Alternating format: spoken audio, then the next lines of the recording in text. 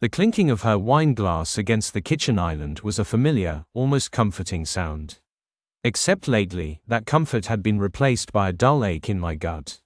Ali had always loved the ritual of our Friday night wind downs. We'd order takeout, uncork a bottle of something nice, and unwind from the week. Tonight, though, felt different. She was animated, laughing a little too freely at some anecdote about work, her eyes sparkling with a mirth that seemed almost foreign to our usual Friday routine. "Oh, stop it, Oliver," she'd giggled, her hand briefly covering her mouth, a gesture I hadn't seen in months. "He's such a goofball." Oliver, that was the name that always seemed to slip into our conversations lately. Oliver from work, her work friend. I remember when Oliver first entered the picture, Ali's stories about him were innocuous, almost dismissive. He was the quirky newbie, the butt of office jokes. Then, gradually, the stories shifted. They were peppered with inside jokes, shared commutes, late-night project collaborations. The late nights were the most painful, honestly. The nights when she'd come home hours after her shift ended, claiming traffic or a sudden deadline. I wanted to believe her, I really did. But a small, insidious voice kept whispering in the back of my mind.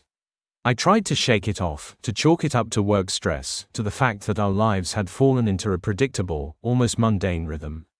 We'd been married for 7 years, and maybe, I thought, this was just a natural part of the ebb and flow of any long-term relationship. I'd told myself over and over that I was just being insecure. That she loved me, that we were good, that we were okay. But tonight, her laughter, that bright, unfamiliar sparkle in her eyes, felt like a slap. As I sat across from her, feigning interest in her story about Oliver, a sense of cold resolve began to grow inside me. It wasn't anger, not yet. It was a quiet, determined hunger for the truth. The next morning, Ali left early for her Pilates class, a routine she had also recently developed. I waited until the coast was clear, then carefully retrieved her phone from the charger in our bedroom. I didn't want to do this, really. It felt like a violation, a betrayal of the trust we had always shared. But the feeling in my gut was stronger than my ethics. I scrolled through her messages, my heart pounding with each swipe. There were texts with Oliver, mundane work-related exchanges, the kind you'd expect. Then came the casual emojis, the heart eyes, the pet names. My stomach dropped with the realization that my gut feeling wasn't just insecurity after all, it was intuition. The messages continued, late-night work meetups, accidental hand brushes, a promise of a secret lunch next week. I felt myself beginning to tremble. My entire world had shifted, and the ground felt like it would give way beneath me. But the text messages weren't what I was looking for. I didn't want digital breadcrumbs, I needed something concrete, something undeniable. I navigated to her voicemail. There was only one, a missed call from Oliver that had rolled over to voicemail a few nights ago. I pressed play. "Hey, Ali, it's me. I just wanted to say, that thing you said at the bar tonight, about how you and your husband, I can't even repeat it. You were seriously hilarious. I'm still laughing about it. Anyway, just wanted to say good night, can't wait to see you tomorrow." The message ended abruptly with a little chuckle that, in retrospect, was sinister. I felt numb. The laughter, the inside joke, the casual dismissal of my entire existence. The casual cruelty of it all felt like a physical blow. This wasn't just a flirtation, a harmless dalliance. This was a betrayal, a calculated act of disrespect. My vision blurred with a surge of cold, white rage. I wanted to scream, to break things, to make them hurt the way I was hurting. But I didn't. Instead, I took a deep breath, closed her phone, and placed it back on the charger. The revenge, I decided, wouldn't be a screaming match, a petty argument, or a broken window. It would be deliberate, meticulously crafted, and deeply satisfying. First, I called in sick to work. I needed time to process, time to plan. I spent the day doing all the things I had put off for too long. I did the yard work that had been neglected, I organized the garage. All the mundane, everyday tasks that had been ignored while I was working hard. It was therapeutic. I went through all of the files on our computer. I meticulously catalogued every financial record, every asset, everything of value. I contacted a lawyer, a close friend who had specialized in divorce cases, and explained the situation to him, detailing everything I found on her phone, including the damning voicemail, and made it clear that I wanted to do everything to protect myself in the coming months. He walked me through the options. The next day, Ali breezed through the door, her face flushed from her Pilates class, a cheerful smile plastered on her face. "Hey, honey, you okay? You sounded sick on the phone yesterday," she asked, kissing me lightly on the cheek. I met her gaze with a calm, steady stare. "Actually, I feel great," I said, my voice even. "I finally understand what you meant yesterday. I get the joke now, the one with Oliver." Her smile faltered for a second, her eyes widening with what I knew was a combination of surprise and a twinge of guilt. What are you talking about?" she stammered, her voice losing its confident edge. I held up her phone. "This," I said simply, pressing play on Oliver's voicemail. The air in the room became thick, suffocating. I watched as the color drained from her face, the familiar sparkle in her eyes replaced with a look of abject terror.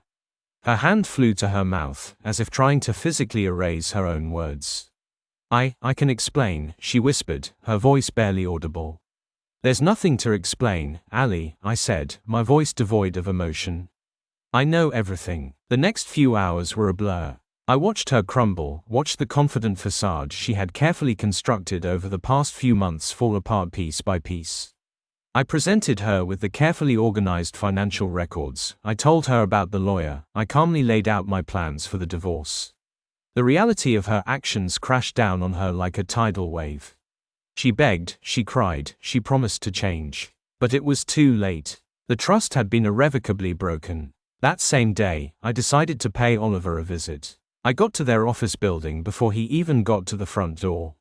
I sat in my car until he got there, and when he did I got out of my car and walked straight towards him.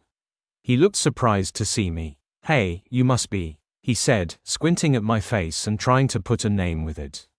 "Ali's husband, right?" he asked, his voice laced with a nervous laugh. "That's right," I said, my voice low and threatening.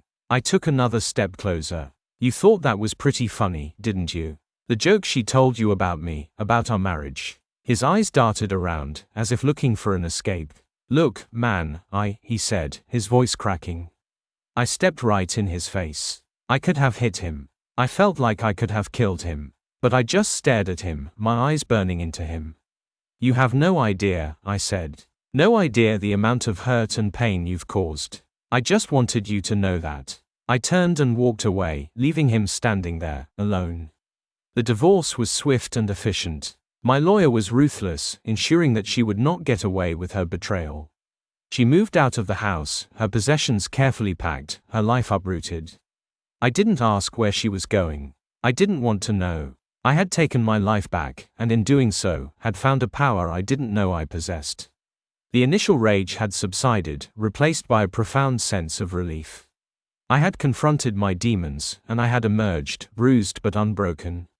I was free. The weeks turned into months. I sold our house, the house where our lives had once intertwined and where my marriage had died, and moved to a new place, a fresh start. I spent time with my friends, I traveled, I took up old hobbies I had abandoned years ago. I slowly began to rebuild my life, brick by brick. One evening, several months after the divorce, I was at a local bar, having drinks with a few friends, when I noticed a figure sitting alone in the corner booth. It was Oliver. He looked gaunt, his eyes sunken, his once confident demeanor completely gone. He was staring into the middle distance with a look of despair and regret. The woman he thought he had a future with had discarded him like trash.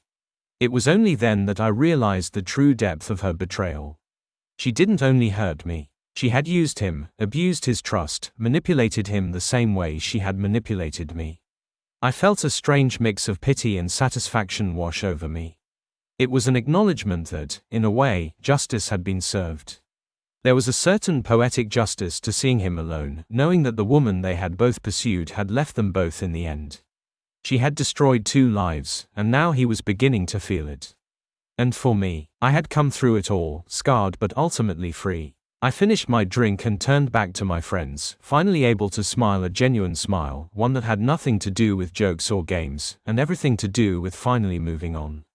I knew that there were still wounds that would take time to heal, but I was confident that I would heal. I had survived, and that was more than enough.